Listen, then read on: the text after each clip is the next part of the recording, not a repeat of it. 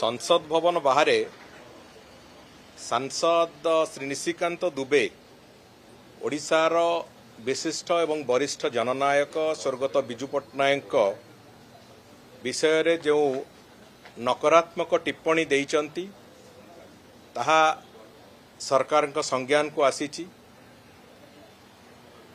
मु ए बाबद रे स्पष्ट करने को चाहे सरकार का तरफ जे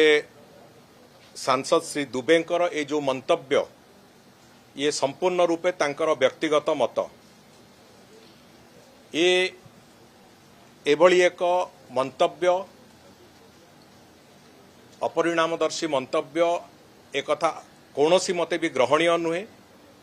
एवं तांकर ए मंतव्य माननीय मुख्यमंत्री को आरंभ करिकि आम समस्त को गभीर भाव में व्यथित करिछि एवं आमे आशा करुचु एभली मंतव्य किंतु तापरे कौनसी प्रति मंतव्य कई जमिति नदेबे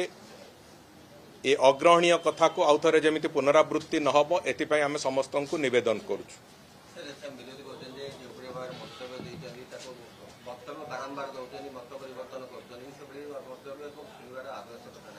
देखो से मु अनुरोध कली समस्त को जे एभली एक मंतव्य किंबा तापर कौनसी प्रति मंतव्य दबा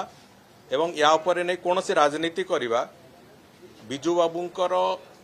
जो सम्मान अच्छे ओडिशा प्रदेश रे ताकू निश्चित भाव में व्याघात दब व्याहत करिवो। तेणुक आम कौनसी फर्दर आलोचना न करने को मु समस्त को विनीत अनुरोध कर।